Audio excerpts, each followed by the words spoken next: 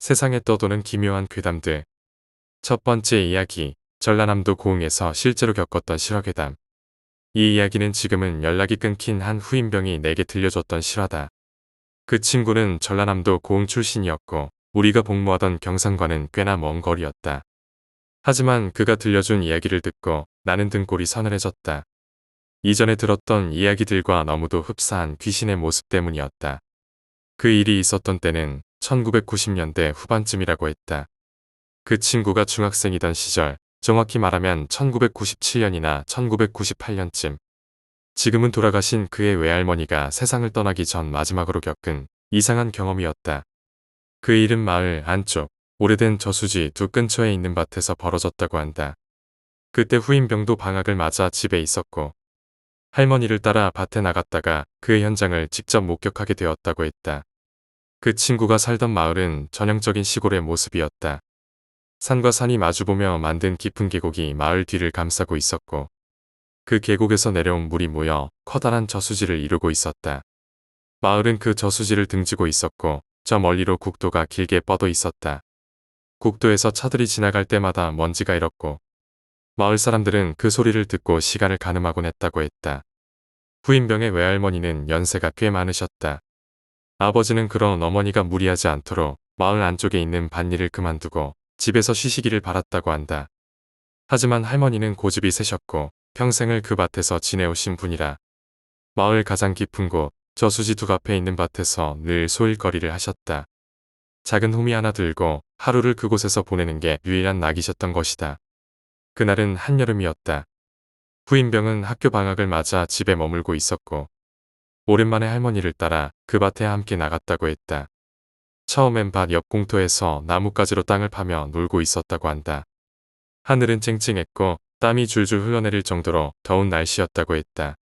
그런데 갑자기 마을 뒤편 산자락에서 구름이 몰려오기 시작했다고 한다. 조용했던 하늘이 순식간에 먹구름으로 가득 찼고 곧이어 바람이 불면서 서늘한 기운이 맴돌았다. 마치 계절이 여름에서 가을로 한순간에 바뀌는 듯한 기이한 느낌이었다고 했다.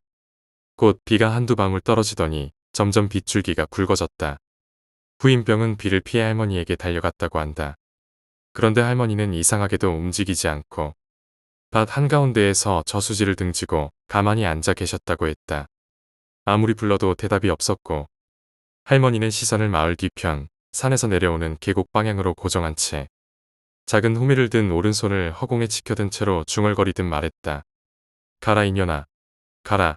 이년아. 처음에는 혼잣말을 하는 줄 알았다고 했다. 하지만 계속해서 같은 말을 반복하며 호미를 허공으로 휘두르는 할머니의 모습은 도무지 평범한 행동으로 보이지 않았다. 겁이 난 후임병은 할머니에게 뛰어갔고 할머니 왜 그래요? 비 오잖아요. 집에 가요. 하고 소리쳤다고 한다. 그제야 할머니가 고개를 돌렸고 그 아이의 눈을 마주보며 입을 열었다고 한다. 세영아, 저기, 저년 좀 봐라. 머리는 있는데 눈도, 코도, 입도 없어. 치마를 입었는데 발도 없고 저 계곡에서 내려오더니 저수지를 따라 둥글게 돌고 있어. 연못 가운데서 한 바퀴 돌고 또 밖으로 나와서 한 바퀴 더 돌고 그래, 마치 모기향 돌듯이 나한테 오고 있어. 이제는 두 귀까지 올라왔구나. 그 말을 들은 순간 후임병은 등골이 서늘해졌다고 했다. 마치 등 뒤를 누가 스치고 지나가는 느낌, 설명할 수 없는 불쾌한 감각이 온몸을 감싸며 자신도 모르게 몸이 떨리기 시작했다고 했다. 그 순간 갑작스럽게 빗줄기가 쏟아졌다. 천둥이 치고 바람이 몰아치며 밭 전체가 금방이라도 잠길 것처럼 변해갔다. 다행히 그 순간 할머니가 걱정되었던 아버지가 승용차를 몰고 밭으로 향해 왔다고 한다. 멀리서부터 경적 소리가 들렸고 후임병은 안도의 한숨을 내쉬며 아버지에게 달려갔다. 아버지, 할머니가 이상해요. 귀신을 봤대요. 그 여자가 지금 두 귀에 있어요. 당황한 아버지는 급히 차 문을 열고 라디오 볼륨을 최대치로 올렸다고 한다. 차 안에서는 트로트가 울려 퍼졌고 아버지는 겁에 질린 얼굴로 경적을 연달아 울렸다. 그제야 할머니는 들고 있던 호미를 툭 떨어뜨리며 제정신으로 돌아온 듯 보였고 조용히 후임병 쪽으로 걸어왔다. 그 뒤로 귀신은 처음 내려온 방향과 반대 방향으로 저수지를 천천히 한 바퀴 돌며 산속으로 사라졌다고 한다. 후임병은 그날 밤 악몽에 시달렸다. 그리고 새벽녘 자다 깼는데 누군가의 시선이 느껴져서 눈을 떴다고 한다. 그의 방 한켠 어둠 속에서 할머니가 조용히 앉아 있었다고 한다. 무표정한 얼굴로 아무 말도 없이 오직 손자만을 응시하며 말없이 앉아 있었다. 말로 표현할 수 없는 공포감에 후임병은 다시 눈을 감고 이불을 뒤집어 썼다고 했다. 할머니는 잠을 이루지 못하고 그날 밤을 그렇게 앉아서 보낸 듯했다. 그리고 정확히 한 달 뒤 할머니는 조용히 세상을 떠나셨다. 갑작스러운 죽음이었고 별다른 병도 없었던 분이라 주변 사람들 모두가 의아해했다. 그 후 들은 이야기로는 몇 년 전 그 저수지에 뛰어들어 자살한 여고생이 있었다고 한다. 대입시험 스트레스를 이기지 못하고 밤늦게 혼자 저수지에 들어갔다는 이야기였다. 할머니가 본 귀신은 그 여고생이 아니었을까? 수년 동안 저수지 아래에 머물다가 무언가에 이끌려 그날따라 모습을 드러낸 건 아니었을까? 그건 이제 아무도 알 수 없다. 다만 후임병은 그 일을 겪은 이후 계곡이 보이는 곳엔 절대 혼자 가지 않았다고 한다. 그리고 눈, 코, 입이 없는 여자라는 단어만 들어도 몸을 사시나무 떨듯 떨었다. 그는 내게 마지막으로 이렇게 말했다. 그때 아버지가 안 오셨으면 진짜 할머니도 나도 그곳에서 못 돌아왔을지도 몰라요. 두 번째 이야기, 청동 거울. 우리 집에는 대대로 전해 내려오는 3가지 가보가 있다. 보통의 집안에서 가보라고 하면 오래된 유품이나 가치 있는 미술품 정도를 떠올리기 쉽지만 우리 집안의 그것들은 단순한 유물이 아니었다. 그건 마치 금기처럼, 규율처럼 세대를 걸쳐 엄격한 수칙과 함께 지켜져 내려온 물건들이었다. 첫 번째는 가계도다. 보통 족보라고 하면 책 1권 정도를 떠올리겠지만 우리 집 가계도는 다르다. 그건 마치 대하소설처럼 수십 권의 두루마리로 구성되어 있었고 가장 오래된 기록은 무려 400년 전까지 거슬러 올라간다. 그 두루마리 하나하나에는 이름과 생물년뿐만 아니라 그 사람이 살아온 방식과 남긴 말까지 적혀 있었다. 한마디로 한 사람의 삶 전체가 기록된 족보였다. 두 번째는 칼이다. 전해 내려오는 말로는 선조 중 한 분이 전쟁터에서 무훈을 세워 영주로부터 하사받은 칼이라고 한다. 그 칼은 은은하게 빛나는 검신에 시간의 무게가 느껴질 정도로 달아 있었다. 하지만 가장 엄격하게 다뤄지는 건 세 번째 가보, 거울이었다. 단지 청동으로 된 손바닥만 한 크기의 작은 거울. 하지만 그것이야말로 우리 집 가보 중 가장 많은 규칙이 붙은 가장 위험한 물건이었다. 이 거울은 외형부터가 독특하다. 육각형의 청동판 위에 둥글게 갈린 거울 부분이 붙어 있고 광택은 이미 사라져 이제는 얼굴을 가까이 들이대야 겨우 형상이 흐릿하게 비치는 정도였다. 무게는 묵직해서 마치 단단한 돌덩이를 들고 있는 듯한 느낌이 들었고 이상하게도 손에 들고 있으면 식은땀과 함께 등줄기에 서늘한 기운이 감돌았다. 이 3가지 가보는 하나같이 엄격한 취급법이 정해져 있었다. 가계도는 본가의 가장 외에는 절대 꺼내 볼 수 없고 칼은 어떤 이유로도 팔아서는 안 되며 한 달에 한 번 가장이 손수 닦아야 한다. 거울은 불단에 안치하고 매일 상태를 확인해야 하며 절대 상자 밖으로 꺼내선 안 되고 본가 밖으로는 절대 반출하면 안 된다는 철칙이 붙어 있었다. 그런 규칙이 얼마나 중요한지는 나 역시 어릴 때는 잘 몰랐다. 초등학생 시절 친구들과 우리 집에 어떤 보물이 있냐는 놀이를 하게 되었다. 다들 장난감, 시계, 앨범 같은 걸 가져오기로 약속했고 나는 그때 집안 보물이라는 거울이 생각났다. 어른들이 손대지 말라고 했던 말은 어린 나에게 오히려 호기심을 자극했다. 결국 나는 몰래 거울이 담긴 상자를 열고 그 육각 청동 거울을 꺼내 들었다. 그 무게에 손이 아플 정도였지만 뭔가 진짜 보물 같다는 생각이 들었고 결과적으로 친구들 사이에서도 내가 들고 간 그 거울이 가장 특별하다는 판정을 받았다. 그날은 내가 승자였다. 하지만 집에 돌아가자마자 나는 지옥을 맛봤다. 아버지는 내게 처음 보는 얼굴로 화를 내셨고 무슨 일은 없었냐며 숨 넘어가듯 끈질기게 물으셨다. 나는 겁에 질려 울면서 사과했고 다시는 손대지 않겠다고 맹세했다. 그제야 아버지는 거울을 되찾아 불던 위에 조심스럽게 다시 올려두셨다. 그 이후로는 그 거울을 다시 보려 하지도 않았다. 그저 무서웠고 무언가 설명할 수 없는 존재감이 느껴졌기 때문이다. 시간은 흘러 나는 대학에 들어가고 집을 떠나 자취를 시작했다.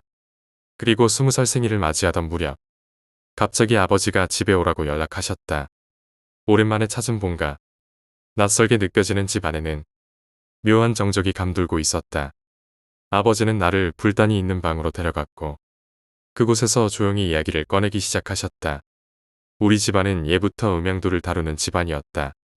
주로 저주받은 물건, 귀신이 깃든 물건을 다뤘다. 아버지의 목소리는 낮고 무거웠다. 그런 물건들 대부분은 이제는 박물관이나 연구소에 기증했고 이제 남은 것은 그 3가지 갑옷뿐이라고 했다. 그리고 진짜 이야기는 그 다음이었다. 아버지는 상자에서 거울을 꺼내 테이블 위에 조심스레 올려두고 무겁게 입을 열었다. 이 거울을 꺼내면 안 되는 이유를 아니? 나는 무심코 고개를 저었다. 이 거울은 사람의 죽음을 비추는 거울이다. 믿기지 않았다. 마치 전설 같은 이야기. 하지만 아버지의 표정은 그 어느 때보다 진지했고 나는 그 말이 단순한 미신이 아니라는 걸 곧 알게 되었다. 아버지는 이야기했다. 3번. 이 거울을 꺼낸 사람이 죽은 일이 3번 있었다고. 처음은 전국시대. 이시다 미츠나리의 부하였던 사람이 이 거울을 전리품으로 삼으려다 미츠나리와 함께 참수당했고 그 후 거울은 집으로 돌아왔다. 2번째는 태평양 전쟁 말기. 금속 회수령이 내려졌을 때 헌병이 거울을 압수하려다 미군 전투기의 기관총 사격에 맞아 현장에서 사망했다. 그리고 3번째는 아버지의 목소리는 떨리고 있었다. 내 고모, 아버지의 누나이자 1985년 8월 12일 JAL 123편 여객기에 탑승했던 바로 그 고모였다. 고모는 오사카에 시집을 가신 분이었다. 성격이 밝고 활달해서 가족 행사 때마다 중심이 되던 분이었고 어릴 적 내가 유일하게 무서워하지 않았던 어른이기도 했다. 그날도 마찬가지였다. 1985년의 추석. 고모는 간만에 본가를 찾아 가족들과 함께 절을 올리고 식사를 나누고 있었다. 오랜만에 내려왔던 만큼 집안 여기저기를 둘러보셨고 오동나무 상자에 담겨있는 3가지 갑오에도 하나하나 인사를 올리셨다. 당시까지만 해도 갑오의 규칙은 지키면 좋은 것 정도로 여겨졌다고 한다. 고모도 장난 반, 진심 반으로 청동거울 앞에 무릎을 꿇고 합장을 했고 그 순간 갑자기 거울 상자를 열어 거울을 손에 들었다고 한다. 아버지는 순간적으로 말리려 했지만 고모는 해맑게 웃으며 나도 가장이잖아 오사카의 가장이라고 놈을 던지셨단다. 그리고 고모는 거울을 들고 자신의 얼굴을 비춰보았다. 그 순간 고모의 표정이 돌처럼 굳었다. 왜 이래? 고모는 거울을 멀리했다가 다시 들여다보고 거울을 바라보다 다시 화장실로 달려갔다. 그곳에서 거울과 거울 사이를 수차례 오가며 왜 내 얼굴이 여긴 새까맣게 보이는데 이건 내가 아니야. 이건 내가 아니라고. 그렇게 혼잣말을 반복하셨다고 한다. 아버지는 고모를 진정시키기 위해 기분 탓이야. 녹슨 청동이라서 그래. 이건 오래돼서 광도 없고 조명에 따라 다르게 보이는 거야. 라고 설명했지만 고모의 공포는 사라지지 않았다. 몇 시간 후 고모는 아버지에게 말했다. 그 거울 교토의 절에 가져가서 불제라도 받아야 할 것 같아. 아버지는 망설였다. 규칙에 따르면 그 거울은 절대 본가 밖으로 나가서는 안 되는 물건이었다. 하지만 너무나도 두려워하고 무언가에 쫓기는 듯한 고모의 얼굴을 보고 결국 거울을 고모에게 내주고 말았다고 한다. 그때 아버지는 그 결정을 지금까지도 후회하고 계신다. 1985년 8월 12일 오사카로 돌아가기 위해 고모는 하네다발 이타미행 일본항공 123편에 탑승했다. 그 비행기는 이륙 후 12분 만에 조종불능 상태에 빠졌고 40여 분의 혼란 끝에 군마현 다카마가하라 산에 충돌했다. 탑승자 524명 중 사망자는 무려 520명. 단 4명만이 생존한 세계 단일 항공기 사고 사망자 수의 1위의 참사였다. 그리고 그 중 한 명이 내 고모였다. 고모는 사고가 나기 며칠 전부터 가족들에게 전화를 걸어 혹시 무슨 일 있으면 애들 좀 챙겨줘. 이번에 정말 이상한 느낌이 들어. 이런 식의 이야기를 계속했다는 것이다. 그때까지만 해도 가족들은 그것을 고모 특유의 예민함이라 생각했지만 그 비행기 사고 이후 모든 것이 퍼즐처럼 맞아떨어졌다. 비행기 사고 당시 고모가 가지고 있었던 짐은 모두 회수되지 못했지만 그 안에 있던 청동 거울은 기적적으로 훼손되지 않은 채 현장 근처의 잔해 속에서 발견되었다고 한다. 그날 이후 우리 집에서는 거울을 절대 상자 밖으로 꺼내지 않는다. 청소조차 하지 않는다. 단지 매일 불단에 절을 올릴 뿐이다. 아버지는 그날 이후 매년 고모의 기일이 다가오면 방 안의 청동 거울을 다시 꺼내어 조용히 앉아 한참을 들여다보신다. 하지만 절대 그 상자 밖으로 꺼내진 않는다. 나는 그 이야기를 듣고 처음으로 그 거울의 기운을 느꼈다. 마치 내가 그 이야기를 듣게 될 그날까지 거울이 스스로 잠들어 있었던 것처럼. 그리고 그날 이후 이상한 꿈을 꾸기 시작했다. 어두운 산길, 귀를 울리는 날갯짓 소리, 짙은 안개 속에서 내 얼굴을 바라보며 웃고 있는 고모의 얼굴. 하지만 그 웃음이 아니었다. 세 번째 이야기, 헤어진 여자친구 귀신. 이건 아버지가 평생 가슴속에 묻어두고 있었던 이야기다. 가족 누구에게도 말하지 않았고 특히 어머니에게는 절대 들켜서는 안 된다고 당부하셨다. 나는 누연히 아주 조용한 밤에 아버지에게 이 이야기를 전해 들었다. 지금으로부터 10여 년 전 겨울이 깊어가는 어느 날 밤이었다고 한다. 아버지는 평소처럼 저녁을 먹고 TV를 보다가 일찍 잠자리에 들었다. 피곤했던 하루 탓인지 잠이 금세 들었고 꿈도 꾸지 않을 만큼 깊이 잠든 상태였다고 했다. 그런데 한밤중 문득 눈이 떠졌다고 한다. 그 순간부터 무언가 이상했다. 눈은 떴는데 몸이 전혀 움직이지 않았다. 마치 무거운 쇠붙이가 온몸을 짓누르는 것처럼 손끝 하나도 움직일 수 없었단다. 숨조차 가쁘게 느껴질 정도였고 어떤 존재가 아버지 위에 올라탄 듯한 묵직한 압박이 계속됐다고 한다. 갑자기 손에 무언가가 스친 느낌이 들었다. 그 물체는 차가웠고 마치 바닷물에 젖은 것처럼 물이 뚝뚝 떨어졌단다. 아버지는 극심한 공포 속에서 간신히 눈을 떴다. 그리고 그 순간 아버지는 자신이 결코 보고 싶지 않았던 얼굴과 마주쳤다고 한다. 대학교 시절 잠시 연애를 했던 여자였다. 헤어진 뒤 연락 한 번 없던 그녀가 눈앞에 서 있었던 것이다. 그녀는 물에 흠뻑 젖은 상태로 창백하고 검푸른 얼굴로 아버지를 내려다보고 있었다. 그 눈빛은 저기와 원망으로 가득 차 있었고 입가에는 알 수 없는 미소가 떠올라 있었다. 아버지는 숨이 막히는 듯한 공포 속에서 그녀가 왜 여기에 있는 거지? 라고 생각했다. 그리고 곧 충격적인 사실이 떠올랐다고 했다. 그녀는 아버지와 이별한 직후 친구들과 여행을 갔다가 바다에 빠져 죽었다는 소문이 돌았던 여인이었다. 아직도 나를 원망하고 있는 건가? 그 순간 그녀는 고개를 갸웃하더니 손을 천천히 아버지의 배 위로 가져갔다. 그리고는 그 차가운 손으로 배를 푹 찔러 넣듯 집어넣었다고 한다. 그 느낌은 생생했고 뱃속 장기를 헤집는 듯한 극심한 고통이 밀려왔다. 비명을 지르려 해도 목소리가 나오지 않았고 몸도 여전히 마비되어 있었다. 그 고통에 아버지는 정신을 잃을 듯하다가 간신히 깨어났다. 꿈이었는지 환상이었는지 알 수 없었지만 몸을 일으켜 앉자마자 아버지는 복부 깊은 곳에 통증을 느꼈다고 했다. 다음 날 아침이 되어도 그 통증은 사라지지 않았다. 마치 배 안을 실제로 상처 입은 듯한 둔한 고통이 하루 종일 따라다녔다. 진통제를 먹어봐도 별다른 효과는 없었다. 게다가 그날 밤에도 그 여자는 또다시 나타났다. 이전과 똑같이 몸 위에 올라타 복부를 파고들었다. 그 후로 매일 밤 그녀는 나타났다. 잠들기만 하면 배를 파내듯 손을 집어넣었고 아버지는 점점 수면 부족과 통증으로 지쳐갔다. 이래도 집중할 수 없었고 사소한 실수를 반복했다. 상사는 결국 폭발했고 당장 병원 가봐. 이따위 상태로는 일도 못해. 라고 고함을 질렀다.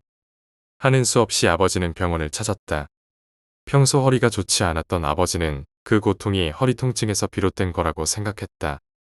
정형외과에 가서 진단을 받자 의사도 허리에서 온 통증일 수 있다고 했다. 하지만 다행인지 불행인지 그 의사는 꽤 수다스러운 할아버지 의사였다고 한다. 진료 도중 이런저런 대화를 이어가던 중 아버지는 무심코 귀신이 나오는 꿈을 꾼 뒤로 통증이 생긴 것 같다고 말하게 되었다. 의사는 멈칫하더니 진지하게 말했다. 그런 건 무슨 예고일 수도 있어요. 귀신이 실제로 존재한다는 말은 아니지만 자기 몸의 이상을 무의식적으로 감지해 그런 환상을 꾸는 사람도 있습니다. 그 말에 아버지는 왠지 모르게 설득당했다고 했다. 마침 마음속 깊은 곳에서 이상하리만치 불안한 감정이 계속 일렁이고 있었던 것도 사실이었다. 그래서 혹시 몰라 내과 진료도 함께 받기로 했다. 내과 의사는 정형외과와는 달리 젊고 날카로운 인상의 의사였다. 아버지는 이번에도 꿈 이야기를 꺼냈다. 그러자 의사는 살짝 웃으며 말했다. 귀신이요? 뭐 그럴 수도 있죠. MRI라도 찍어보시죠. 확실하게 안심할 수 있게 말입니다. 그렇게 시작된 검진. MRI 결과는 예상외였다. 췌장에 뭔가 명확하지 않은 이상 그림자가 보인다는 것이었다. 곧바로 아버지는 더 큰 병원으로 이송되었고 정밀 검사 결과 췌장암 초기라는 진단을 받았다. 의사는 놀라움을 감추지 못하며 말했다. 췌장암이 2단계에 발견되다니 기적이에요. 지금 수술하면 완치 가능성이 아주 높습니다. 실제로 췌장암은 자각 증상이 거의 없고 대부분 발견됐을 땐 이미 늦은 경우가 많다. 아버지처럼 배에 통증을 느낀 경우는 드물다고 했다. 수술은 성공적이었고 암세포는 완전히 제거되었다. 전이도 없었고 후유증도 심하지 않았다. 현재 아버지는 매일 인슐린 주사를 맞으며 건강히 생활하고 있다. 그 밤에 나타났던 그 여자. 그녀가 정말 귀신이었는지 아니면 아버지 무의식이 만든 환상이었는지 지금도 알 수 없다. 하지만 그 끔찍했던 악몽이 아버지의 생명을 구했다는 것은 분명한 사실이다. 그리고 그 이야기는 절대 어머니에게는 들키면 안 된다. 그건 아버지가 내게 한 번 더 신신당부했던 말이었다. 네 번째 이야기, 여우귀신. 이 이야기는 내가 문화일 유학 강의 중 들었던 악령에 관한 기이하고도 섬뜩한 실화다. 그날 강의실에는 초청 강사로 한 명의 선배가 와 있었고 그는 중부지방에 위치한 어느 대학의 민속학 연구실에서 실제로 일어났던 괴이한 사건에 대해 들려주었다. 내가 그때 들은 이야기는 단순한 민속 설화가 아니라 민속학이라는 학문 자체가 다룰 수 있을 만큼의 무게와 현실감을 지닌 너무도 생생한 사건이었다. 선배는 조용히 입을 열며 말했다. 악령, 특히 사람에게 신은 존재는 그 기원과 실체를 파악하는 것이 너무 어렵습니다. 하지만 실제로 조사를 나가보면 이론으로 배운 것보다 훨씬 복잡하고 위험한 일들이 많아요. 그는 그렇게 말하며 한 사례를 이야기하기 시작했다. 바로 그가 한때 몸담고 있었던 중부지방의 한 민속학 연구실에서 진행한 악령 조사에 관한 이야기였다. 그 연구실에는 영적 존재나 민간신앙, 그리고 악령과 같은 미스터리한 현상을 연구하는 교수와 학생들이 모여 있었고 그중 한 교수는 사람에게 씌인 악령에 대한 심층 조사를 진행하고 있었다. 교수는 오랜 시간 민속 신앙과 구전 전설들을 추적해온 인물로 특히 악령의 분류와 지역에 따라 어떻게 변형되어 나타나는지를 연구해왔다고 한다. 그러던 중 한 해의 여름을 앞두고 교수는 학생 8명을 선발하여 직접 현지 조사를 나가게 했다. 각 학생은 특정 악령이나 민속 전설을 담당하여 조사하고 기록하는 역할을 맡았으며 교수는 그들에게 직접 임무를 분배했다. A는 그 중에서도 막 학부 연구에 참여하게 된 신입 학생이었다. 그는 경험이 거의 없었지만 악령들 가운데서 가장 유명하고 강력하다고 알려진 변신을 담당하고 싶어 했다. 변신은 강력한 정령이자 사람을 죽음으로 몰고 가는 악기로 알려져 있었고 그만큼 조사하기도 어려운 존재였다. 하지만 교수는 단호하게 A의 제안을 거절했다. 변신은 아직 자네가 맡기에는 너무 위험하네. 교수는 그렇게 말하고는 대신 선배인 B와 C가 변신을 조사하도록 배정했다. 그리고 A에게는 여우귀신에 관한 조사를 맡겼다. 자네는 여우귀신 쪽으로 가게나. D군과 함께 말이야. 여우귀신은 지역에 따라 다양한 모습으로 전해지지만 주로 인간의 마음을 홀리는 요사스러운 존재로 알려져 있었다. 이 악령은 흔히 구미호처럼 묘사되며 사람을 꿰거나 정신을 흐리게 한다는 전설이 많았다. A는 사실 여우귀신에 대해 별다른 정보가 없었기에 다소 실망했지만 교수의 지시를 따르기로 했다. A는 성실한 성격답게 녹음기와 카세트 테이프, 필기도구, 카메라 등 조사에 필요한 모든 장비를 꼼꼼히 준비했다. 그리고 팀을 이룬 D와 함께 키타칸토 지방의 한 작은 마을에 위치한 여우 들린 집이라 불리는 장소로 향했다. 그곳은 오랫동안 마을 사람들 사이에서 여우 귀신이 출몰한다고 소문난 집이었다. 그 무렵은 가을이었고 뉴스에서는 제법 강한 태풍이 접근 중이라는 예보가 연일 보도되고 있었다. 산간 지역인 만큼 대부분의 농가에서는 비닐하우스를 고정하거나 창문을 단단히 막는 등 태풍 대비에 한창이었다. 하지만 A와 D가 도착한 여우 들린 집은 이상할 정도로 아무런 대비를 하지 않고 있었다. 바람이 부는데도 창문조차 닫지 않고 정원에도 물건이 그대로 놓여 있었다. 주변의 긴장감과는 전혀 다른 분위기에 두 사람은 다소 당황했다고 한다. 그 집의 주인은 큰 주인이라고 불리는 노인이었고 그는 두 사람을 마치 오래전부터 알고 있었던 사람처럼 반갑게 맞이해 주었다. 집 안으로 들어가자 다다미 방이 깨끗하게 정리되어 있었고 따뜻한 차와 다과가 이미 준비되어 있었다. A는 곧바로 녹음을 시작하며 여우 귀신에 대한 이야기를 부탁드렸다. 여우 귀신이라는 것은 손을 타고 넘을 정도의 작은 여우 모습으로 나타납니다. 노인의 목소리는 차분했지만 왠지 모를 무게가 느껴졌다. 그런데 이야기가 진행되던 중 갑자기 큰 주인이 말을 멈추고는 창 밖을 가리켰다. 이야기를 하니 저봐 여우 귀신이 나왔군. A와 D는 순간 몸을 굳혔다. 하지만 그들이 본 창 밖에는 아무것도 없었다. 바람만이 잎을 흔들며 지나갈 뿐 여우도 기척도 없었다. 하지만 노인은 무척 확신에 찬 얼굴로 창을 바라보고 있었다. 그날 밤 두 사람은 그 집에 머물며 저녁 식사까지 대접받았다. 태풍이 몰려오고 있다는 소식에도 불구하고 노인은 아무렇지 않은 얼굴로 말했다. 걱정 말게. 바람도 구름도 이 집은 피해간다네.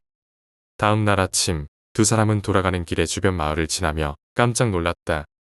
도로나 밭, 집들마다 태풍의 흔적이 역력했다.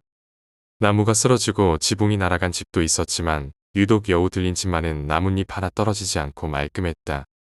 연구실로 돌아온 A는 교수님과 다른 학생들 앞에서 녹음한 테이프를 재생했다. 하지만 이상하게도 분명 녹음한 큰 주인의 목소리는 들리지 않았고 대신 알 수 없는 기이한 음향만이 반복되어 들려왔다. 잡음 같기도 했고 울음 같기도 한 그것은 도무지 설명할 수 없는 소리였다. 교수님은 조용히 말했다. 다시 한번 해보게. A는 테이프를 감아 다시 재생했다.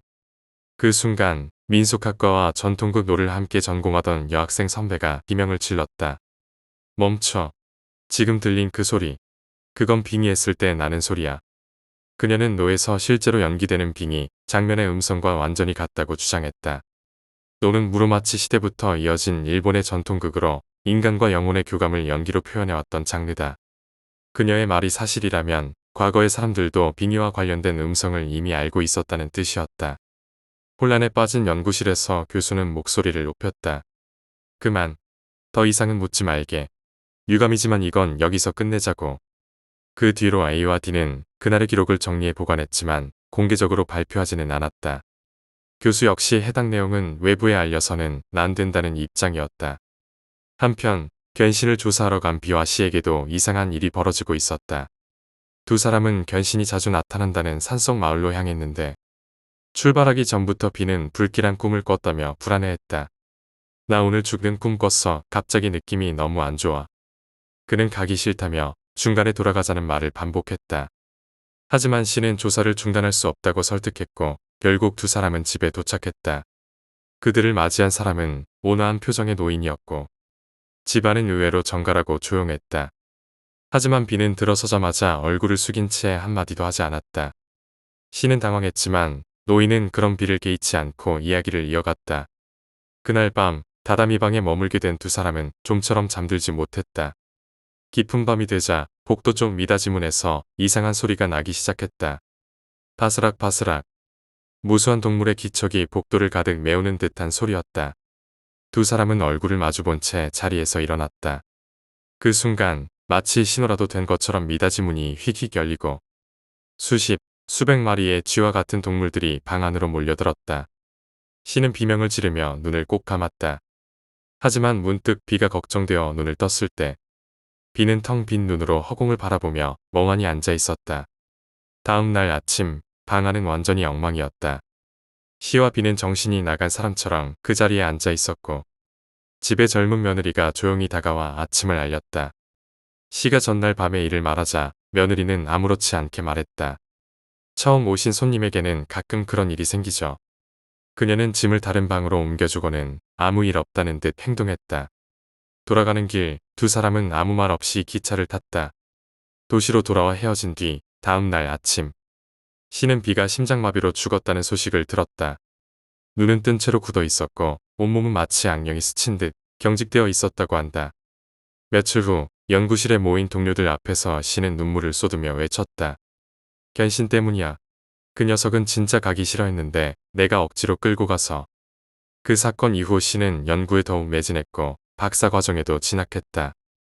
하지만 또 다른 현지 조사를 나간 이후 그는 실종되었고 벌써 1년이 넘도록 소식은 끊긴 상태라고 한다. 이상으로 선배가 강의 시간에 들려준 무서운 실화는 끝이 났다. 그 이야기를 들은 이후로 나는 민속학과 악령에 대한 관점이 완전히 달라졌다. 그것은 단순한 연구의 대상이 아니었다. 그저 잘못 엮이면 죽음으로 이끄는 존재들이 우리가 사는 이 세계 어딘가에 정말로 존재하고 있다는 증거였다. 다섯 번째 이야기, 머리를 맞았다. 그건 내가 고등학교 2학년 여름방학 때 있었던 일이다. 정확히는 지금으로부터 8년 전쯤 한창 더위가 기승을 부리던 무렵이었다. 우리 친가는 매년 여름마다 이바라키에 있는 할머니 댁에 모인다. 2박 3일간의 일정으로 친척들이 모두 모이는 일종의 여름 대잔치 같은 행사였다. 대개는 조상님의 묘소에 가서 성묘를 하고 그 이후엔 아이들과 어른들 모두 모여 고기 굽고 맥주 마시고 불꽃놀이까지 하는 말 그대로 여름철 가정축제였다. 어른들 입장에서는 술 한잔 곁들일 수 있는 즐거운 명절 같았겠지만 아이들에게는 한없이 지루하고 긴 하루였다. 특히 나처럼 고등학생이 되면 애들 틈에 끼기도 어른들 틈에 끼기도 애매해진다. 그날도 나는 사촌 형, 사촌 누나랑 함께 어른들 사이에 앉아서 어른용 술 대신 탄산음료를 들고 수박을 먹으며 더위를 식히고 있었다. 그러다가 문득 기억 속 어렴풋이 떠오른 일이 있었다. 아주 어릴 적, 대략 6살 정도 되었을 무렵 가족과 함께 새해 첫 참배를 하러 카시마 신궁에 갔던 기억이었다. 신사에서 참배를 마치고 돌아오는 길 누군가 뒤에서 내 머리를 딱 때렸던 그 순간이 떠올랐다. 나는 그 일을 갑자기 생각나서 옆에 있던 아버지와 할머니에게 조심스럽게 말을 꺼냈다. 그러고 보니 내가 6살 때 카시마 신궁 갔을 때요. 돌아오는 길에 누가 내 머리를 딱 하고 때렸었어. 처음엔 아버지가 장난친 줄 알고 뒤돌아봤는데 아버지는 저쪽 뒤에 계셨고 앞에는 다른 가족들이 걸어가고 있었고 내 뒤엔 아무도 없었거든. 생각하면 할수록 무서운 기억이야. 내가 말을 마치자 옆에 있던 아버지와 할머니는 동시에 고개를 돌려 서로를 바라봤다. 그리고 놀란 듯한 표정을 지었다. 나는 순간 긴장했다. 혹시 말하면 안 되는 이야기였던 걸까? 괜히 말을 꺼낸 건 아닐까 하고 마음이 조마조마해졌다. 그때 아버지가 내 쪽을 바라보며 입을 열었다. 때린 거 손가락 3개였지? 그 말에 나는 눈이 휘둥그레졌다. 그렇다. 그때 분명히 나는 정수리에 3번째 손가락이 닿는 묘한 감각을 느꼈다. 일반적인 손바닥이나 주먹이 아니라 정확히 3손가락이 따끔하게 이마 근처를 두드리는 느낌. 아버지는 내가 놀라는 것도 아랑곳하지 않고 슬며시 웃음을 지었다. 그랬구나. 이제 내 뒤에는 안 계시는구나. 도무지 무슨 소리인지 몰라서 나는 어리둥절한 채 고개를 갸웃거렸고 그 모습을 본 할머니가 조용히 설명을 해주셨다. 그 일은 단순한 장난이나 우연한 경험이 아니었다. 사실 나 이전에도 같은 일을 겪은 사람이 있었다는 것이다. 내가 4번째라는 이야기였다. 처음은 증조할아버지의 어머니, 그 다음은 할아버지의 남동생, 그리고 아버지, 그 다음이 나. 모두 6살이 되던 해 카시마 신궁에서 첫 참배를 마치고 돌아오던 길에 정확히 머리를 손가락 3개로 맞았다고 한다. 아버지가 그 경험을 했을 당시 할머니는 이 이야기가 너무도 이상해서 오랫동안 알고 지내던 보이는 분, 즉 영적인 감각이 뛰어난 지인에게 물어봤다고 한다. 그분은 곧바로 이렇게 말했다고 했다. 그건 수호령입니다. 당신들 가문 선조 중 한 분이 가문을 지키는 수호신 같은 존재가 되어 세대를 거쳐 가장 적합한 나이에게 뒤를 맡기는 거예요. 머리를 손가락 3개로 치는 건 이제부터 너를 따라다니겠다는 뜻입니다. 그 수호령께서는 살아생전 오른손 손가락이 3개뿐이셨던 분이니 그 사인을 그렇게 남기는 거죠. 나는 그 이야기를 듣고 소름이 돋았다. 단순히 어린 시절의 이상한 체험이라고만 생각했던 일이 사실은 우리 집안 대대로 이어져 내려온 아주 특별한 전통이었던 것이다. 하지만 문제는 거기서 끝이 아니었다. 나는 최근에 다시 그 손가락 3개로 머리를 맞았다. 그 전례가 없던 일이었다. 한 사람에게 2번 같은 일이 일어난 적은 가족 중 누구에게도 없었다고 했다. 처음엔 그냥 기분 탓이라고 넘기려 했지만 그날 이후 계속해서 몸이 무거웠고 집에 혼자 있으면 설명할 수 없는 공기 감각이 들었다. 그러던 어느 날 할머니가 다시 그 보이는 분과 만났고 그분이 이번엔 심각한 표정으로 말씀하셨다고 한다. 손자 말이야. 요즘 안 좋은 거 많이 모으고 있지. 그 수집품들 때문에 나쁜 게 너무 많이 들러붙었어. 근데 본인은 그걸 몰라. 그 수호령도 열심히 쫓아내고 있었는데 이젠 너무 지쳐서 화가 난 거야. 그래서 다시 머리를 친 거지. 이제 경고가 끝났다는 거야. 손자한테 꼭 전해줘야 해. 그 말을 들은 순간 나는 머리를 사쥐었다. 최근 괴담 사이트를 뒤지고 심령 사진을 모으고 공포 영화를 매일같이 본 것밖에 없었다. 나에겐 그저 호기심의 연장이었지만 어쩌면 그것들이 진짜로 무언가를 불러들이고 있었던 건지도 모른다. 나는 그날 이후 내 방에 있던 이상한 것들을 모두 정리했다. 사진도 버렸고 공포 영상도 보지 않게 되었다. 왜냐하면 지금도 나는 그 손가락 3개의 감촉을 기억하고 있기 때문이다. 절대 잊을 수 없는 내 정수리 위를 스친 그 무겁고 섬뜩한 감각을. 그리고 나는 믿게 되었다. 우리 집안에는 진짜로 지켜보는 누군가가 있다는 것을. 6번째 이야기, 산속의 수녀. 이 이야기는 내 친구가 겪은 실화를 바탕으로 하고 있다. 그 친구는 평소 자연을 무척이나 좋아했고 특히 산을 오르는 것을 즐겼다. 도시의 바쁜 일상에서 벗어나 고요하고 맑은 공기 속에 자신을 맡기는 것이 그 친구에겐 삶의 중요한 부분이었다. 주말이 다가올 때면 그는 늘 등산 계획을 세웠다. 지도를 보며 새로운 산을 찾고 등산객들의 후기를 살펴보며 자신이 도전할 코스를 고르는 것을 하나의 의식처럼 여겼다. 그날도 마찬가지였다. 평소보다 일찍 일어나 배낭을 꾸리고 도시 외곽의 어느 험준한 산으로 향했다. 그 산은 이름조차도 생소했고 사람들에게 널리 알려진 명산은 아니었다.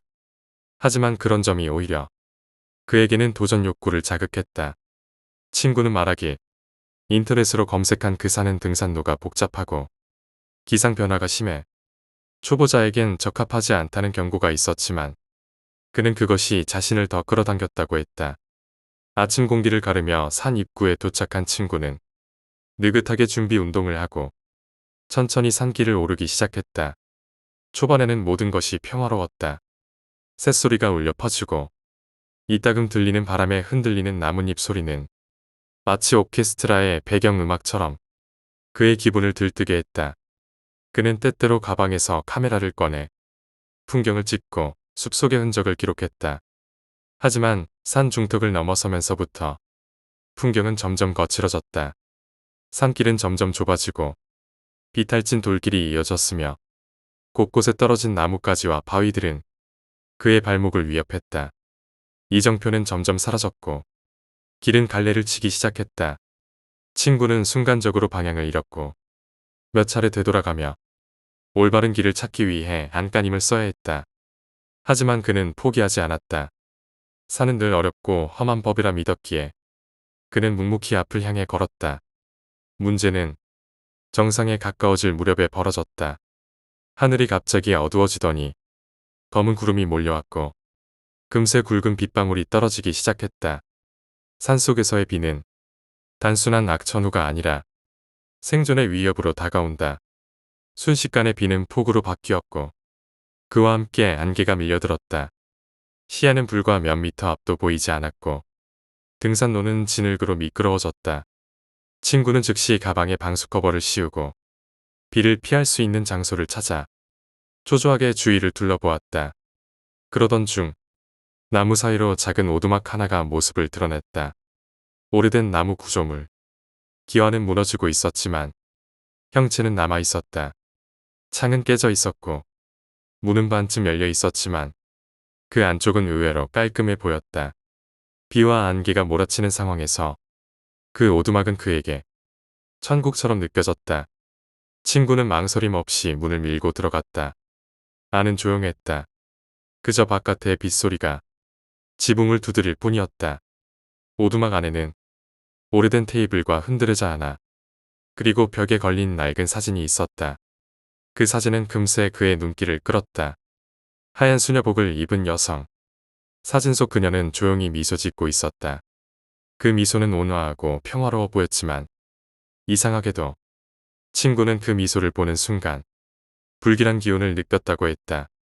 친구는 가방에서 간식을 꺼내 잠시 요기를 하며 비가 잦아들기를 기다렸다. 하지만 시간이 흐를수록 그 사진 속 수녀의 시선이 자신을 따라다니는 듯한 느낌이 들었다고 했다. 그래서 결국 그는 이곳을 벗어나기로 마음먹고 문을 향해 걸어갔다. 그러나 그 순간 오두막 문 앞에 누군가가 서 있었다. 비에 젖은 머리, 하얀 수녀복, 그리고 온화하게 웃고 있는 얼굴. 그건 분명히 사진 속 수녀였다. 친구는 순간 얼어붙었다. 그 수녀는 조용히 미소 지으며 물었다. 여기서 뭐하고 있나요? 말투는 부드러웠지만 그 부드러움 속에 왠지 모르게 차가운 무언가가 숨어 있었다.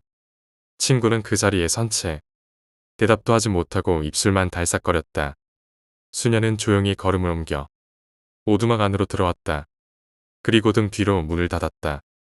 그녀가 문을 닫자 비바람 소리는 갑자기 작아졌고 오두막 안은 이상할 정도로 고요해졌다. 수녀는 친구에게 다가와 의자에 앉아보라고 권했다. 친구는 어쩔 수 없이 그녀의 말에 따라 테이블 앞에 놓인 의자에 앉았다. 수녀는 조용히 주전자와 찻잔을 꺼냈다. 그 모든 움직임은 마치 이미 수없이 반복한 행동처럼 익숙하고 자연스러웠다. 찻잔에 차가 담겼고 수녀는 그 찻잔을 친구에게 건넸다. 마셔요. 따뜻할 거예요. 그녀는 여전히 미소를 지으며 말했다. 친구는 그 순간 왠지 그걸 마시면 안 될 것 같다는 강한 예감이 들었다고 했다. 하지만 차를 거절할 용기가 나지 않았다. 제가 이런 데 살아서 놀라셨죠? 이 산속에서 수도하고 있어요. 수녀는 조용히 자신의 이야기를 풀어놓기 시작했다. 친구는 그 말을 들으며 조금 안심이 되려 했지만 그녀의 표정은 조금도 변하지 않았다. 그 미소가 마치 얼굴에 붙여놓은 가면처럼 단 한순간도 흔들리지 않았다고 했다. 이 산에는 이상한 소문이 많아요. 수녀는 그렇게 말하며 찻잔을 두 손으로 감쌌다. 귀신이 나온다는 말 들어본 적 있나요? 그 말에 친구는 심장이 쿵 내려앉았다. 귀신. 그 단어가 이 공간의 분위기를 단숨에 뒤바꿔 버렸다. 이 산에서 실종된 사람들이 꽤 많아요. 끝내 찾지 못한 사람들도 있고요. 그 사람들, 마지막으로 목격된 장소가 바로 이 오두막이에요. 친구는 불안에 찬 눈빛으로 수녀의 얼굴을 바라봤다. 하지만 그녀는 여전히 그 미소를 잃지 않았다. 하지만 걱정 말아요. 당신은 내가 지켜줄 테니까요. 친구는 말로 표현할 수 없는 섬뜩한 기운을 느꼈다. 무언가 잘못되었다. 이 사람, 정상이 아니다. 그때 수녀가 들고 있던 찻잔이 눈에 들어왔다. 그 찻잔의 가장자리에 붉은 얼룩이 보였다. 피었다. 피 같은 색이 분명히 잔을 따라 흘러내리고 있었다. 친구는 자리에서 벌떡 일어나 몇 걸음 뒤로 물러났다. 수녀는 그런 친구를 향해 여전히 미소 지으며 말했다. 왜 그러죠? 차가 마음에 들지 않나요? 그 말에 친구는 차마 대답을 하지 못하고 그녀를 바라볼 수밖에 없었다. 수녀는 천천히 일어나 오두막의 작은 창문을 열었다. 비는 여전히 내리고 있었지만 그녀가 창문을 여는 순간 바람이 아닌 무언가 속삭이는 듯한 소리가 오두막 안으로 흘러들었다. 비가 곧 그칠 거예요. 그때까지 여기서 쉬고 있어요. 수녀는 조용히 자리에 앉았고 다시 찻잔을 친구 앞으로 밀어놓았다. 친구는 머리가 복잡했다. 도망가야 한다는 생각. 하지만 비와 안개 속을 나가면 길을 잃을 수 있다는 두려움. 그러는 사이 수녀는 조용히 말했다. 밤이 되면 더 위험해질 거예요. 오늘만 여기서 자고 가는 것이 좋겠네요. 그 말에 친구는 한참을 망설이다가 결국 고개를 끄덕였다. 밖은 이미 어두워졌고 산 아래로 내려가는 것은 무리였다. 수녀는 작은 방 하나를 내주며 편히 쉬세요. 라고 말했다. 그 방 안은 텅 비어 있었고 작은 요 하나가 구석에 놓여 있었다. 친구는 거기에 누웠지만 잠을 잘 수 없었다. 밖에서는 이상한 소리가 들려왔다. 바람 소리도 아니고 동물 소리도 아닌 마치 누군가 흐느끼는 듯한 울음소리. 그 소리에 잠에서 깬 친구는 문틈 사이로 오두막 밖을 내다보았다. 그런데 아무것도 보이지 않았다. 그 순간 수녀가 조용히 방 문을 열고 말했다. 괜찮아요. 다 괜찮을 거예요. 친구는 깜짝 놀라 앉았지만 그녀는 여전히 평온한 얼굴로 문을 닫고 사라졌다. 다음 날 아침 비는 그쳐 있었다. 친구는 곧장 짐을 챙겨 오두막을 떠나려 했다.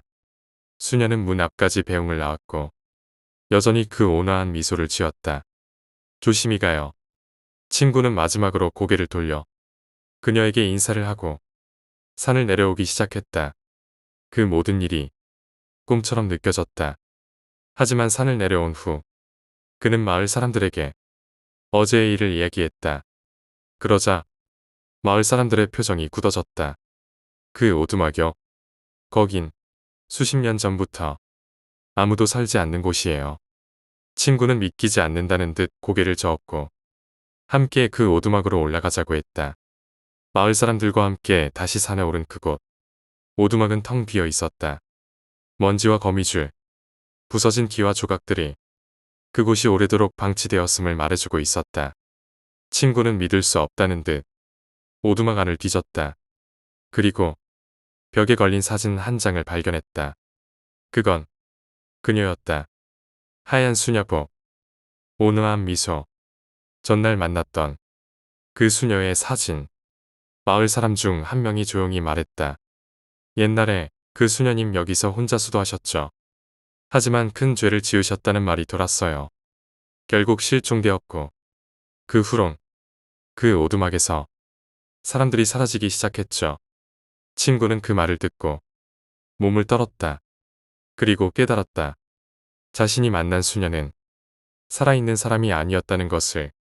그날 이후 친구는 다시는 그 산을 찾지 않았다.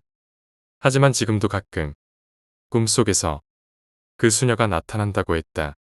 그녀는 늘 그 미소를 짓고 조용히 차를 권하며 말한다. 괜찮아요.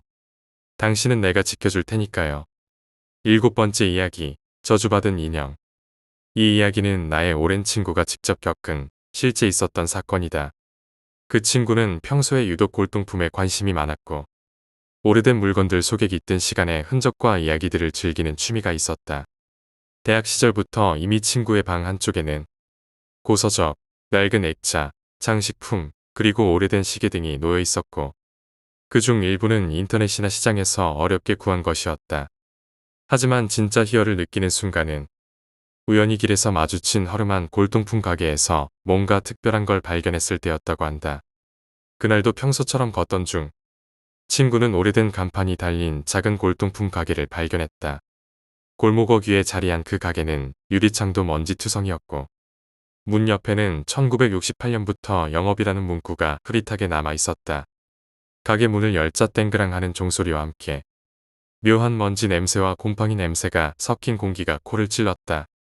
좁고 구불구불한 복도처럼 이어진 매장 안에는 낡은 가구, 빛바랜 사진, 오래된 장난감 등이 진열돼 있었고 벽에는 알 수 없는 이국적인 그림들이 걸려 있었다. 그런 분위기 속에서 친구의 시선을 끈 것이 있었다. 바로 한 구석 선반 위에 앉아있던 고풍스러운 인형이었다. 그 인형은 머리칼이 인간의 머리카락처럼 섬세하고 얼굴은 유리로 만들어져 있었으며 표정은 정적이면서도 왠지 모를 생동감이 느껴졌다. 고운 옷을 입은 그 인형은 마치 어느 상류층 집안의 소녀 같았고 그 오묘한 분위기 때문에 친구는 단숨에 그 인형에게 끌렸다. 잠시 고민하다 결국 친구는 인형을 사기로 마음먹었다. 그러자 가게의 주인이 다가와 인형을 유심히 바라보며 말없이 서 있었다. 그리고는 조용하지만 단호한 목소리로 이렇게 말했다. 이 인형은 저주받은 물건입니다. 가져가시려면 조심하십시오. 친구는 속으로 피식 웃었다. 저주받은 인형이라니 무슨 B급 영화 같은 이야기인가. 그 말은 그냥 오래된 물건에 미스터리를 더 씌워 팔기 위한 상술이라 여겼다. 그래서 그는 별말 없이 인형 값을 지불하고 포장된 인형을 들고 집으로 돌아왔다. 친구는 인형을 자신의 거실 한쪽 선반 위에 정성스레 놓았다. 처음 며칠 동안은 아무 일도 일어나지 않았다. 인형은 그저 조용히 그 자리에 앉아 있었고 친구는 그것을 보며 만족스러워했다. 하지만 시간이 지나면서 이상한 일들이 하나둘씩 벌어지기 시작했다. 처음에는 아주 작고 사소한 것들이었다. 밤이면 거실 쪽에서 무언가 움직이는 소리가 들렸다. 낮은 숨소리 같기도 하고 발끝이 바닥을 스치는 듯한 소리. 친구는 처음엔 착각이라 생각하고 넘어갔다. 그러나 그 소리는 점점 분명해졌고 어느 날 밤에는 분명히 거실에서 누군가 속삭이는 듯한 소리가 들렸다. 그날 밤 친구는 너무나 선명한 소리에 잠에서 깨어났다. 무거운 마음을 억누르며 거실로 향했다. 그리고 친구는 충격적인 장면을 목격했다. 인형이 원래 있던 자리에 없었다. 바닥에 엎어진 채로 떨어져 있었고 그 위치는 누가 일부러 밀지 않으면 그렇게 떨어질 수 없었다. 친구는 당황했지만 인형을 다시 제자리에 올려두며 애써 아무 일 없던 듯 잠자리에 들었다. 하지만 다음 날 아침 인형은 또 다른 위치에 있었다. 이번엔 거실 탁자 위였다. 이런 일이 반복되기 시작했다. 하루가 멀다 하고 인형은 거실, 침실, 심지어 화장실 근처에서도 발견되었다.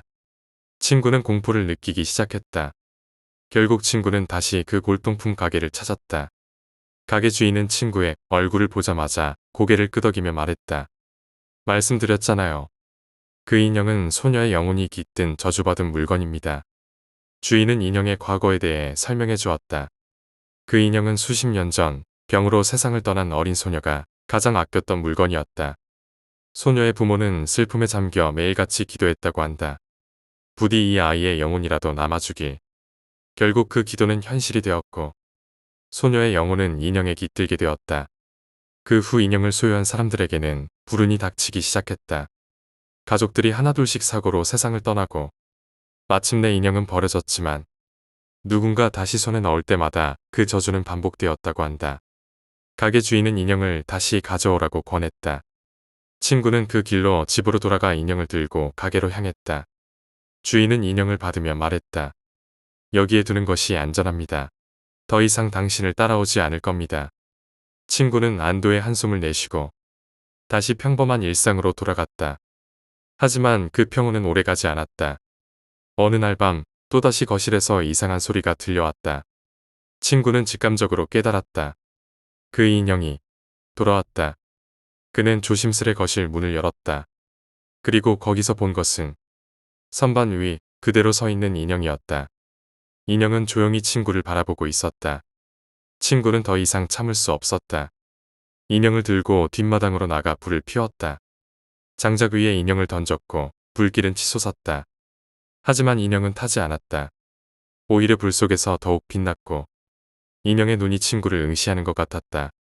그 순간 가게 주인이 나타났다. 이 인형은 불로는 파괴되지 않습니다. 그는 작은 상자를 꺼내며 말했다. 이 상자에 인형을 넣고 산속 깊은 곳에 묻어야 합니다. 그렇게 해야만 영혼이 해방될 수 있어요. 친구는 그 말을 따라 상자에 인형을 넣고 깊은 산속으로 향했다. 등 뒤에서 따라오는 기척이 느껴졌지만 결코 뒤돌아보지 않았다. 마침내 숲 깊숙한 곳에 도달해 그곳에 상자를 묻고 돌아섰다. 그날 밤 친구는 꿈을 꾸었다. 꿈속에서 한 소녀가 나타나 조용히 웃으며 말했다. 고마워요. 그날 이후 인형은 다시 나타나지 않았다. 친구는 골동품 수집을 계속했지만 결코 저주받은 물건엔 손대지 않았다. 그리고 가게 주인의 충고는 절대 무시하지 않게 되었다. 그 인형은 친구에게 깊은 공포와 다시는 잊지 못할 교훈을 남긴 사건으로 영원히 기억 속에 자리 잡았다.